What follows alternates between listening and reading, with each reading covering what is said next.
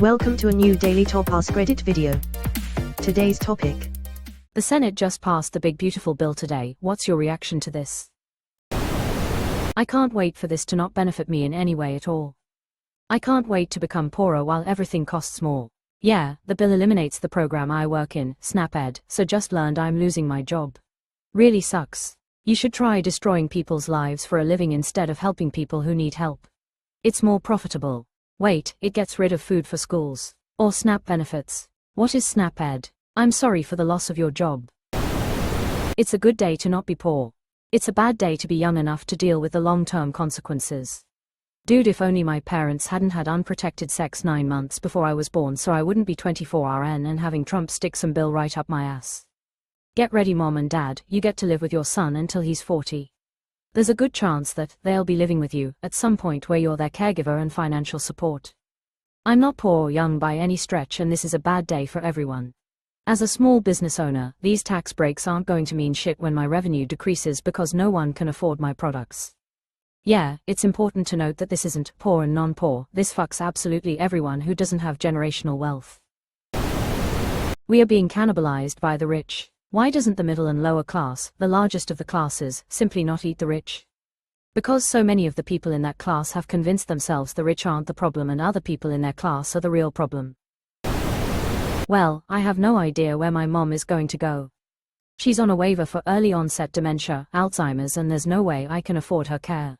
It costs $7,000 a month for her care, and I'm nowhere near her. No idea what our family can do. She requires 24/7 supervision, and everyone works. My blind disabled daughter will be hurt by this bill. I'm so sorry. Wishing the best for you and your family. I'm sorry for your mom and for you, but the Republicans will happily let her die in the street while they buy the third or fourth yacht.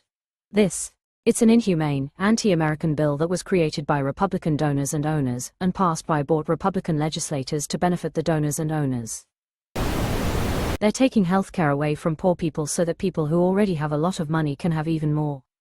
It's naked robbery. I'm curious when the Medicaid and SNAP cuts take effect. If that happens before the 2026 election, this might actually be a catalyst for change. They're delaying them 4 years to try and pin it on the next administration.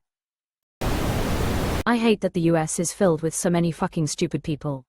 What's wild is that so many people, even those who voted for Dump, hate this bill and have regretted their vote. Sure, they only regret it when it affects them, but it's fucking appalling that this cuntbag cheated and scammed his way into office again. Public polling shows that it's unpopular even with Republicans. The people who actually vote on the bill don't give a fuck about their constituents, or they would not vote to pass it. They should be required to vote according to the majority of their state, or at least fucking act like the majority matters rather than getting their political dick sucked. Do they regret it enough to protest? To vote differently next time? That's the test. Assuming there is a next time. This country failed an open book test. A history test. Not even open book. The teacher was standing there telling you the answers and we still got them wrong. Many people on Medicaid don't realize it because their state calls it something else. Same thing for Obamacare, whose is the ACA. The ramifications of this bill will be tremendous. Become an informed voter, and those who do, stop watching Fox News. Even if you're not on Medicaid, if your area's hospital relies on patients that are losing Medicaid, that hospital is suddenly very underfunded and will likely close. Edit, for those hospitals that don't close, insurance premiums will go up significantly, at least 25%, maybe 100% or more. In San Diego, we've already had mass layoffs at our hospitals in the last 3 days, 315 layoffs at Sharp, 230 layoffs at UCSD Health. I used to work at both, so a lot of my friends have already lost their jobs. This country has been nosediving hard this year. It's embarrassing how much this country hates the people who live in it and keep it functioning. It's embarrassing how the people who have something get told by the people who have everything to blame the people who have nothing. And they do. Divide and conquer. It's the oldest play in the book. People think this is only gutting Medicaid. It's fucking the whole marketplace. Example, if you're a 60-year-old couple and make $80K per year and get insurance on the marketplace, your premiums are about to go up 400% and cost $26K more. Millions and millions of people about to no longer have access to health care. It's also cutting loan programs that enable more than 75% of medical students to fund their post-undergraduate education, which will just make the doctor shortage even worse. This has got to be one of the single most harmful bills to our national health ever. But it's big and beautiful, so it surely must have our best interests at heart, right? I hate it here. Considering how wildly unpopular it is in every single poll that had been ran on it, democracy is officially dead. Honestly, it's heartbreaking. When something so clearly opposed by the public still passes, it really makes you question if our voices matter at all anymore. The public, by and large, as declared by the founding document of our country, did vote for this. They bought into the easily debunked lies of the most prolific liars of our lifetime. They bought into the identity politics pitched by right-wing, billionaire-funded, propaganda outlets. They surrendered their civic duty to tech oligarchs and hostile foreign nations. The public paved the way and laid out the red carpet for this travesty of an upward wealth transfer. Fatigued indifference. I'm so sick of seeing everything good go to shit because 4chan trolls won an election. Edit, I do care, really, I do, I'm just outraged out. We are being gish-galloped by a new outrage every day, so we don't have time to think about yesterday's outrage. So much horror, so much distress, so much pain being inflicted on the weak and vulnerable members of our society. I mentally just can't do it anymore. Edit 2, feel free to wallow along with me in fatigued indifference. Get it out of your system now. Then pick yourselves up in a few months and get out there and fight. Remember when a Democratic lawmaker was assassinated by a far-right, the anti-gay, anti-immigration pastor is not a Democrat, and if you believe that you've been brainwashed, maniac disguised as a police officer. In a normal society that would still be at the top of your news feed. In a normal society Trump would be barred from ever running for office after he tried to overturn the election results in Georgia. We have him on tape and everything, and yet here we are. The rural red states are going to get exactly what they voted for. We tried to warn you but no, we were deranged. Have fun trying to deflect this one, idiots. Edit, for everyone telling me they will blame the Dems, of course they will. They can't take responsibility and worse, admit fault even while it burns them down. That's why they are Republicans, their leadership loves the nice and stupid. And for those asking me if it feels bad, sure, but to put it mildly, my folks, who live in one of those deep red rural states and did not vote for it either, planned for it, and I am out of fucks to give. We are hitting the point of going past the warning, and now they need to find why they were warned the stove was hot and to not touch. And more than likely, it's gonna kill scores of them. Heartless, sure, and it feels like shit. And I will still do everything in my power to volunteer and help where I can. I wish it were not the case, but here we are. The road is paved with good intentions but also a lot of easily verifiable bullshit. And it looks like it's gonna need to hit a lot of people personally to get through. The people in power currently do not represent you. They'll deflect this easily. The detrimental parts go into effect when the next president, likely a Democrat, is in office.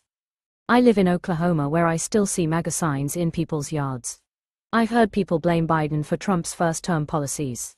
They will absolutely deflect this by waiting until a Dem is in office, or if Vance gets the next term, lying that Dems are at fault like the congresswoman who just tried to get an abortion did. Same here in Iowa, as their farms continue to be less and less financially viable and regulatory safeguards continue to diminish with each Republican administration. Ain't the cuts over years. So when he gets deposed, the next Democratic president will get blamed by these ignoramus supporters. Tears of joy. That's plan. Worked with his tax cuts in his first term. I cannot tell you how many conversations I've overheard with people who had no idea we were still under Trump's Tax Cuts and Jobs Act from 2017 for the entirety of the Biden presidency. It expires this year. A lot of our most vulnerable population is going to die, and Republicans will call it a win. A lot of our most vulnerable population is Republican. Party of leopards eating faces. I think that in a day or two there will be a new scandal, and people will stop talking about this. Then every time one of the clauses comes up and totally fucks an entire county over, the locals will be talking about, well, this is what Biden's economy did to us. I think the lack of health care is primarily going to affect children, as families' priorities getting grandma, who produces a social security check, to the doctor is going to be worth the effort, but your sick kid who needs a ride 4 hours away to a hospital is gonna have to tough it out. I think the way budget priorities lean in red areas, the last wobbling legs of a free public education are going to collapse. You will see waves of school closures, followed by waves of families unable or unwilling to go to the effort or expense, so those children will now be homeschooled, and over the next decade adult literacy rates in those areas are going to collapse. 36% of people on Medicaid are children. 40% of people receiving SNAP are children. Also, I don't have kids, but a $2,200 a year tax credit for kids is insultingly low with all the pressure we're getting right now to raise birth rates. Closing parenthesis. I love how the elite shit their pants over birth rates but then take every action they can to make a family prohibitively expensive. It's too expensive to have children, it's barely affordable to go at it alone if you're not dealing with any disadvantages. Literacy collapses, and that means millions more conservative voters. See, it's by design. I've been stuck in a poverty trap for a decade. I make less than $30,000 per year. I am returning to college this fall to get a degree that will hopefully help me get out of the poverty cycle. The Pell Grant was covering all but a few $100s plus books and supplies. Since I'll have less time available to work, it was already going to be a very tight budget to make it happen. I have no money to spare as it is. Now I have to up my hours to 15 to be eligible for the grant. That gives me less time for a job, and now I have to pay for an additional class. FML. I feel you. I'm going back to school to finish a biology degree with med school aspirations, but I honestly don't even think I could afford med school now because of the cuts to loans. $150,000 is such a small amount for med school. I'm completely independent with no family help and nobody to co-sign a private loan for me. My dad is disabled and my mom is dead. Like, I just want to pull myself out of poverty and help people, but the government is making it impossible.